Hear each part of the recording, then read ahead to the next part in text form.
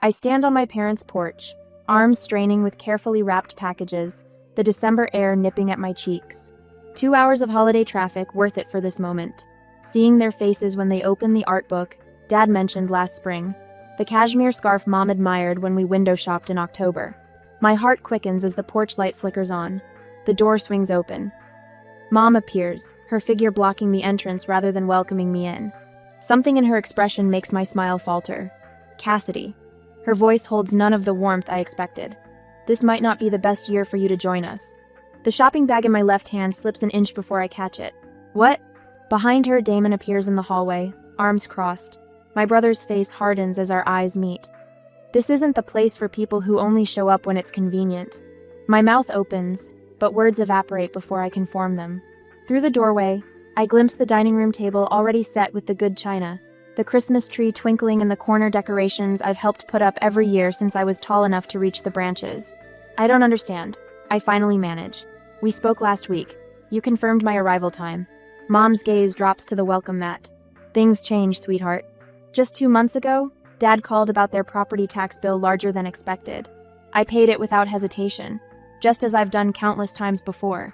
When the assessment came in too high, I spent 3 hours on the phone with the county office getting it corrected. Now they can't even invite me in from the cold. What did I do wrong? I ask, my voice steadier than I feel. Mom's shoulders lift in a delicate shrug.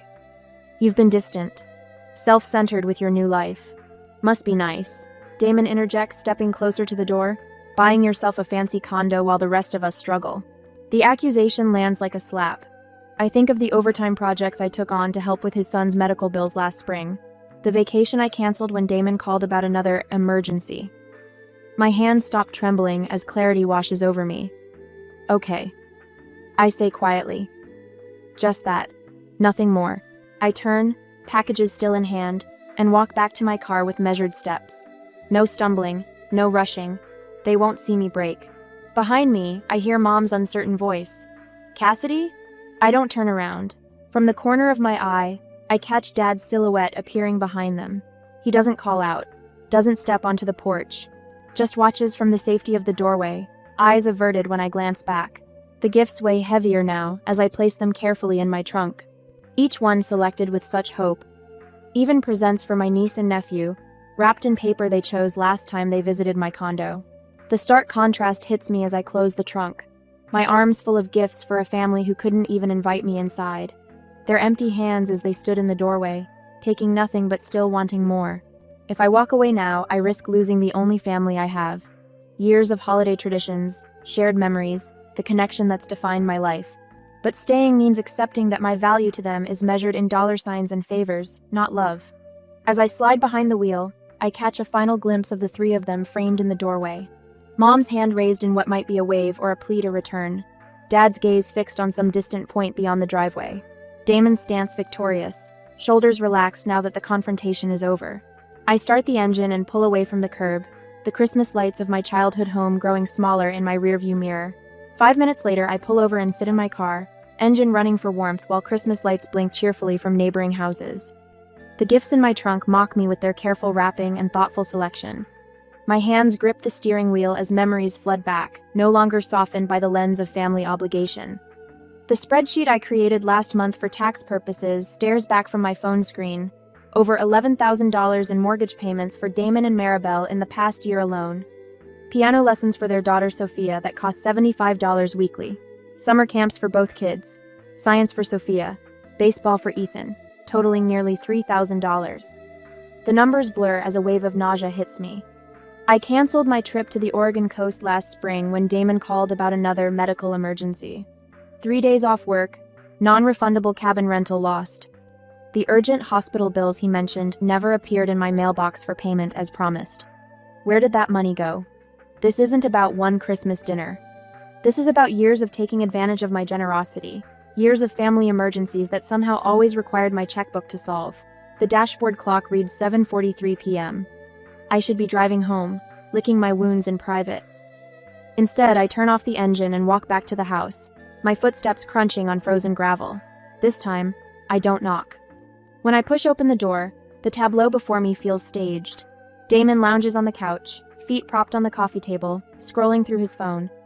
Mom and Dad stand awkwardly in the kitchen doorway, wine glasses in hand. 3 pairs of eyes swing toward me. What, no lock on the door for the uninvited? My voice sounds steadier than I feel.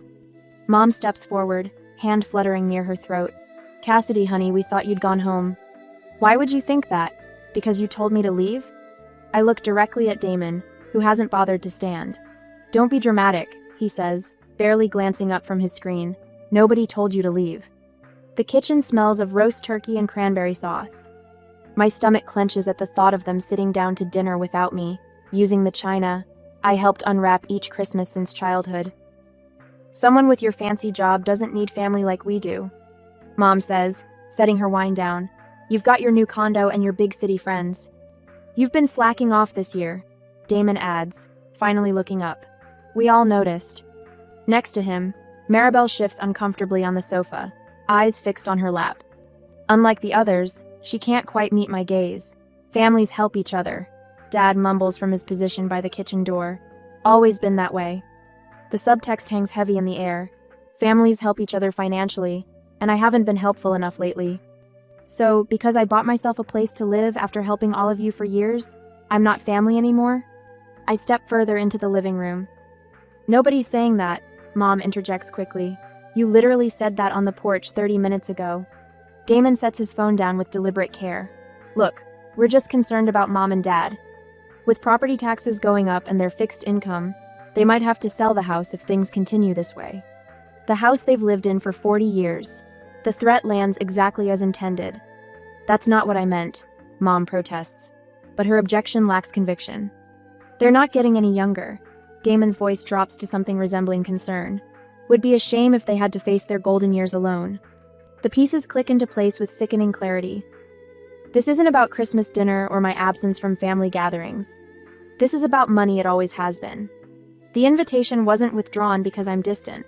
It was leveraged to ensure I keep funding their lives. I look around at the family photos lining the walls. In each one, I'm smiling, eager to please. The dutiful daughter, the responsible sister, the human ATM. Mom steps closer, her hand reaching for mine. We just miss how things used to be, when you were more involved.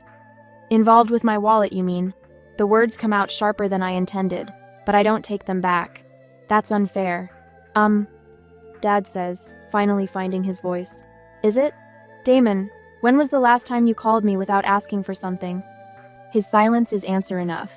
Mom, when was the last time you invited me over when it wasn't to help with bills or housework? She blinks rapidly, looks away. I see. My voice doesn't shake anymore.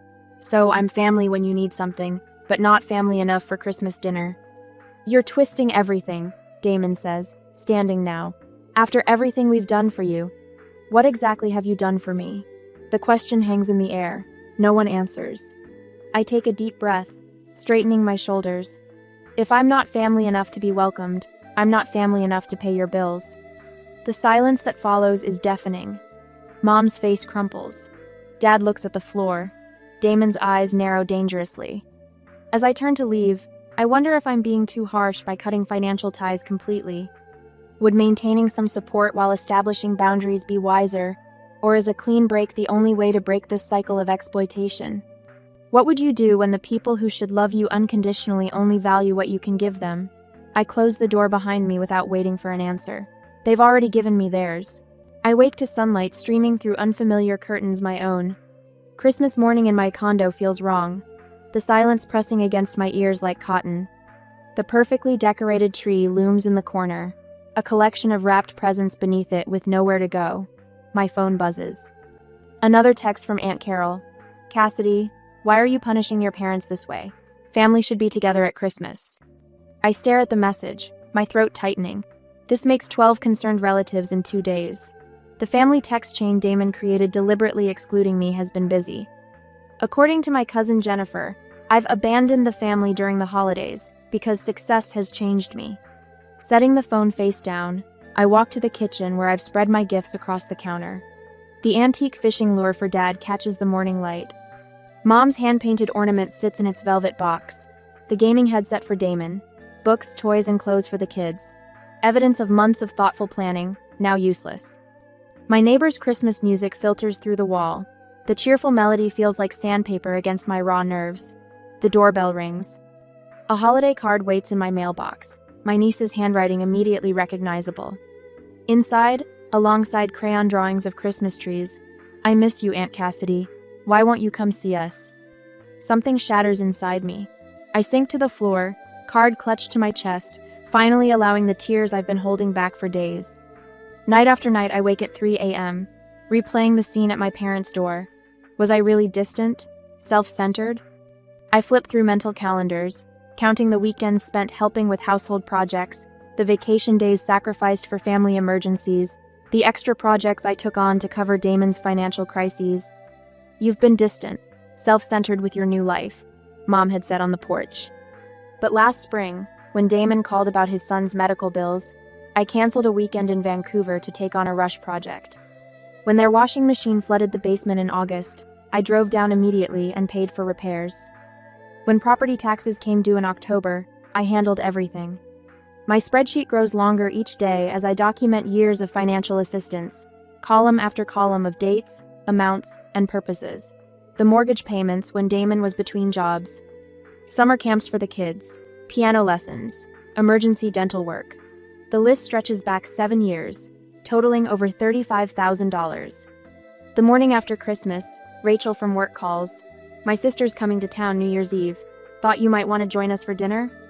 "I'm fine, really," I insist, the lie bitter on my tongue. "I know you are, but nobody should spend the holidays alone." Her kindness nearly undoes me again. "Thanks. I might take you up on that." Tuesday brings another unwelcome surprise. My bank manager calls. "Miss Hartley, I wanted to alert you that someone attempted to access your accounts yesterday, claiming to be an authorized family member." My stomach drops. Was it my brother? "I can't disclose that, but I wanted you to know we denied access. You might want to review your security settings." Later, I learn from my old high school friend who works at the bank that Damon has been spreading rumors about my mental health issues to explain why I'm withholding help from the family. The betrayal feels physical, like fingers squeezing my lungs. I add another column to my spreadsheet, consequences. 3 days after Christmas, my phone lights up with a text from Maribel. "I'm sorry for what happened. I didn't agree with it. The kids miss you terribly." The first genuine connection I've felt in weeks brings tears to my eyes. I respond immediately. "I miss them too. This isn't about them." "I know," she writes back. "It never was." The banging on my door Sunday morning startles me from sleep. Through the peephole, Damon's distorted face glares back. Against my better judgment, I open the door. He storms past me into the living room. "What the hell do you think you're doing?" "I was sleeping. It's 7:30 on a Sunday." "Stop playing innocent. You're turning the family against each other." I cross my arms. How exactly am I doing that from my condo, alone, with no contact? Maribel's acting weird. Mom's asking questions about money. "After everything we've done for you, this is how you repay us? By abandoning family? The accusation hangs between us. Something shifts inside me, a quiet click, like a lock releasing. "What exactly have you done for me, Damon? Name one thing." His face flushes. "We're your family. We've always been there for you." "When? When have you been there for me?" "That's not..." "No, I really want to know. Because I can list hundreds of times I've been there for you. Thousands of dollars. Countless hours. You think you're so perfect. I think you should leave now," I say, my voice steadier than I expected. "And please don't come back." His eyes widen. I've never spoken to him this way before. He steps toward me, but I don't flinch. "You'll regret this," he warns. "When Mom and Dad need help, don't expect me to pick up your slack." I hold the door open, my hand surprisingly steady. "Goodbye, Damon." After he leaves, my neighbor Tom knocks softly. "Everything okay?" I heard shouting. When I explain what happened, he offers to help install a security camera that afternoon, just in case he comes back. These wireless ones are easy to set up. The simple act of kindness highlights what I've been missing: people who give without expecting payment. Rachel's New Year's dinner feels like stepping into another world, one where conversation flows without tension, where laughter comes easily, where no one tallies the cost of every interaction. "You seem different tonight," Rachel says as we wash dishes afterward, "more relaxed." "I made some decisions," I tell her, "about what I'm willing to accept from people." The next morning, I change my phone number, creating a clean break while maintaining one private line of communication with Maribel. I make an appointment with my financial advisor to restructure my savings toward my own future, not family emergencies. As January begins, my phone rings with an unknown number. I almost ignore it, but something makes me answer. Cassidy Hartley? This is Alan Prescott. I'm Maribel's lawyer. She asked me to contact you. I arrive at Hemlock Coffee 15 minutes early, clutching a leather portfolio containing months of bank statements, transaction records, and a spreadsheet tracking every dollar I've given my family. The cafe sits tucked between a used bookstore and a florist, far from my usual haunts where Damon might spot me. Cassidy? A man in his 50s approaches my corner table, hand extended. Alan Prescott, thank you for meeting me. His handshake is firm, his eyes kind but evaluating. I slide the portfolio across the table before he's fully settled. Every payment I've made to help Damon and Maribel. Mortgage assistance, medical bills, summer camps, piano lessons, dates, amounts, and what each was supposedly for. My voice remains steady, professional. $11,437 in the past 14 months alone. Alan opens the portfolio, scanning the meticulous records I've kept since Christmas. Very thorough. I'm a visual designer. Details matter. I wrap my hands around my coffee mug, seeking warmth. What did Maribel discover? Alan removes his glasses, pinching the bridge of his nose. Damon has maintained a separate checking account for years. Maribel found statements while searching for tax documents. He places a folder beside mine. With your permission, she wanted me to share these with you. Inside are bank statements for an account I've never seen. My name appears repeatedly in the deposit column. He diverted the money, I whisper, the floor seeming to tilt beneath me. Not all of it, Alan clarifies, pointing to specific transactions. The mortgage payments went through, but that emergency root canal you covered, hotel charges that same weekend. The children's summer camp tuition? Half went to online gambling sites. My throat tightens as I trace my finger down the list of transactions. The money I sent for Ella's piano recital dress. Louis Vuitton purchase, same day. The room goes silent as I process this betrayal within the betrayal. Not just using me as their personal ATM, but lying about where the money went. Maribel wanted you to know she had no idea. Alan continues gently. She's filing for legal separation. Her priority now is protecting herself and the children. I nod, unable to speak for a moment. Is she safe? She is, and she's grateful for your past support, even if it didn't always reach its intended purpose. 3 days later, my phone rings during a client call. The bank's fraud department. Miss Hartley, someone attempted to access your accounts, claiming to be an authorized family member. We've blocked the attempt, but wanted to verify you haven't granted access to anyone recently. My stomach lurches. Who was it? Damon Hartley. He insisted you'd authorized him years ago. After completing the fraud report, I sit at my kitchen counter, hands trembling with rage rather than fear. Damon didn't just reject me from our family Christmas. He's actively trying to steal from me now. The next morning, I walk into First State Bank, shoulders back, spine straight. I'd like to file a formal complaint regarding attempted account fraud. I tell the manager, sliding the paperwork across her desk, and I need to verify all my accounts have enhanced security protocols. Her eyes widen slightly as she reviews the details. Of course, Miss Hartley, we take these matters very seriously. She hesitates. Your brother has several accounts with us as well. I'm aware, I say simply. By the time I leave, a formal investigation has begun. The fraud report will create a permanent record of Damon's actions, consequences he never expected to face. When Alan asked if I wanted to pursue legal action against Damon for misusing funds I'd provided, I hesitated. Would seeking justice through the courts bring closure, or would supporting Maribel and the children in their fresh start be the better path forward? 2 weeks later, Alan calls. I've documented everything without charging fees. This pattern of financial abuse is clear enough that you have options if you want to pursue them. Thank you, I say, genuinely moved by his support. Has Maribel shared anything else? She's provided copies of transfers showing exactly where your money went. His voice softens. She feels terrible about what happened at Christmas. That evening, Rachel calls. The cabin's yours whenever you need it, she offers after I explain the situation. Totally private, no way for Damon to know you're meeting Maribel there. I'm struck by the generosity of these connections, people helping without expecting anything in return, the opposite of my family's transactional love. When Maribel and I finally meet at Rachel's cabin, we talk for hours. We form an unexpected alliance. Our shared goal simple but powerful: protecting her children from the pattern of manipulation that's defined our family for years.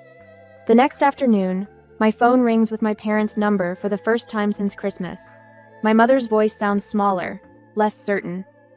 "Cassidy, honey, we miss you." "Do you?" I ask, keeping my tone neutral. "Family should stick together through difficult times," she continues, the familiar guilt trip falling flat. "Like Christmas?" I ask. A pause. "Damon explained you refused to help with some essential bills. We were hurt." "That's interesting," I say, my voice steady, because I know about Damon's separate accounts now, the ones where my help actually went. The silence on the other end stretches long enough that I check if the call has dropped. Finally, my father speaks. "What separate accounts?" A week later, the doorbell rings at exactly 6, startling me from my laptop where I've been reviewing spreadsheets all day. Through the peephole, I see 3 familiar figures: Mom, Dad, and Damon, standing in the hallway outside my condo. Mom cradles a casserole dish while Dad awkwardly juggles a small gift bag. Damon's empty hands are shoved deep in his pockets. I consider not answering, but curiosity wins. What desperate play is this? Surprise. Mom says when I open the door, her smile stretched too wide. "We brought dinner." Dad steps forward, rehearsed sincerity painting his features. "Family should stick together through thick and thin.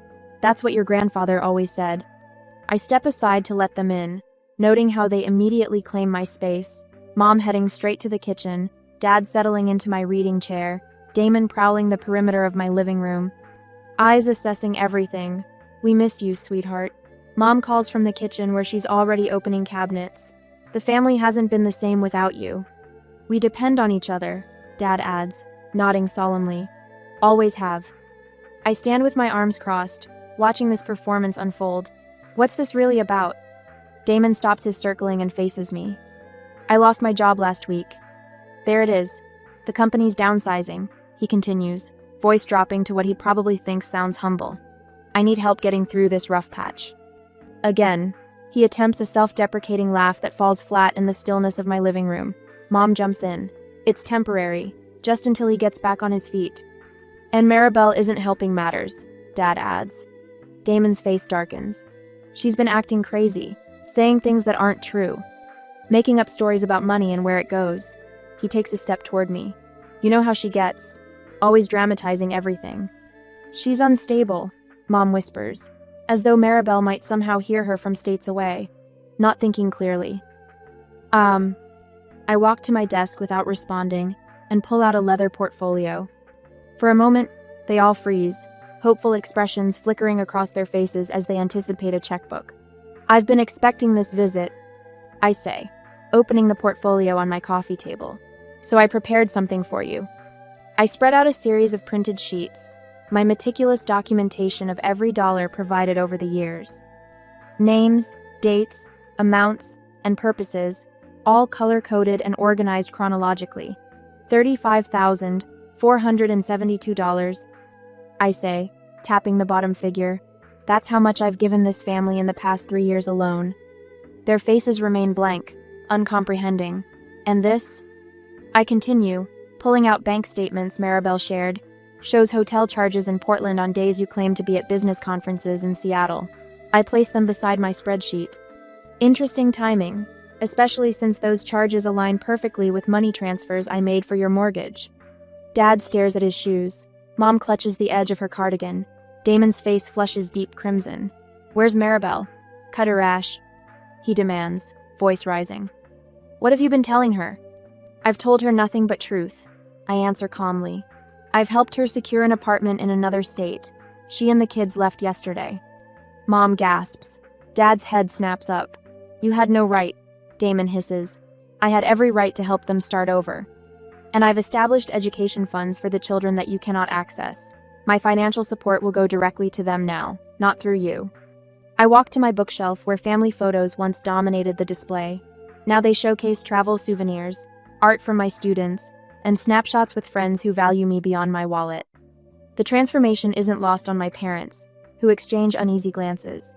From my desk drawer, I withdraw an envelope and hand it to my father. This is a letter stating I'll continue covering your property taxes directly, but will provide no further financial support to Damon. Damon lunges for the letter, but Dad pulls it away, scanning the contents with widening eyes. You can't do this. Damon sputters, rage giving way to panic. I'll pay back everything, I swear. Just help one more time. How can you do this to your brother? Mom cries. To your family? I feel something shift inside me. Not anger breaking free, but rather clarity solidifying into certainty. The real question is, how could you do this to me? For years, I've been your ATM, not your daughter. Their silence confirms everything. I walk to my front door and hold it open. I think our Christmas tradition of me not being welcome works both ways now. Mom starts toward me, but Dad catches her elbow, shaking his head slightly. Damon remains rooted in place, his face cycling through rage, disbelief, and finally, desperation. As they shuffle toward the door, I reach behind my entry table and withdraw a small wrapped package, the last gift I bought before Christmas. I hand it to Damon. For you. His fingers tremble slightly as he tears away the paper, revealing a framed photograph of his children laughing on a playground. Attached to the glass is a small handwritten note. They deserve better. Be better. He stares at it, mouth working soundlessly, before Dad guides him through the doorway. After they leave, I stand alone in my quiet condo, wondering if Damon realizes the legal trouble awaiting him.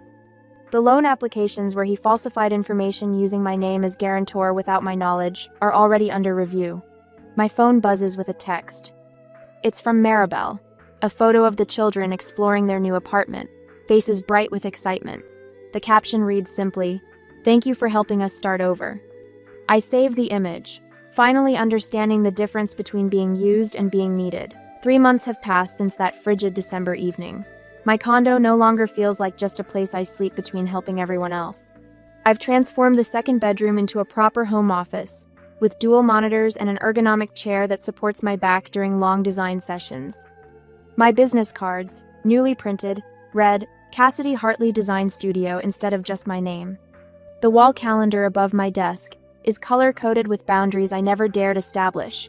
Before, green blocks for client work, blue for personal time, yellow for my volunteer work teaching graphic design at the youth center downtown. Tuesdays and Thursdays, I help teenagers discover how art can become a career. Their thank you notes form a collage on my bulletin board, each one reminding me that generosity works best with clear parameters. You have a real talent for this, said Jamal last week, a 16-year-old whose logo design showed remarkable promise. Nobody ever showed me I could make money doing what I love. I think of those words when my mother calls on a Wednesday evening as I'm preparing dinner. Cassidy, thank God you answered, she says, her voice wavering. The upstairs bathroom pipe burst, water everywhere. Your father tried fixing it himself, but now it's worse. The familiar dance begins her need, my response. But something's different now. That sounds stressful, I say, keeping my tone even. I know a reliable plumber in your area. I can call him right now and arrange payment directly. Silence hangs between us. I can almost see her mouth opening and closing. But, wouldn't it be easier to just send the money? She finally asks. No, Mom. I'm happy to help, but this way works better for me. Another long pause. I suppose that would be fine, she concedes, the surprise evident in her voice. When we hang up, there's no knot in my stomach, no racing heart. Just the quiet certainty that I've done exactly what I needed to do. Friday evening, I host a small dinner. Rachel arrives first with a bottle of wine, followed by Tom from next door and 2 women from my volunteer program. The conversation flows easily around my dining table, no eggshells to tread on, no unspoken expectations hovering in the air. Rachel raises her glass midway through the meal. To found family, she says, the people who choose to be in your life and support you without conditions. We clink glasses, and she leans closer. You know what I've noticed? You shine brighter now that you've stopped dimming your light for others. I feel the truth of her words settle into my bones. Later that week, I confirm my summer plans to visit Maribel and the children in their new home 3 states away. The education trust I established for my niece and nephew is finally complete, a structure that ensures the money goes directly to their schooling, regardless of Damon's financial situation. Our monthly video calls have become something I look forward to. Lily shows me her science projects, and Noah performs little songs he's learned in kindergarten. Without Damon looming in the background, their voices carry a lightness I hadn't noticed before. Tonight, I open the spreadsheet I've maintained for years. Family Financial Support stares back at me from the title bar. I add one final entry, the plumber's bill, then save the file under a new name. Lessons learned. As I box up the Christmas gifts I'd never given my family, saving only those for my niece and nephew, I wonder, is there a point where maintaining contact with toxic family members becomes self-destruction? Or is there always value in leaving the door open just a crack? What would you have done in my shoes?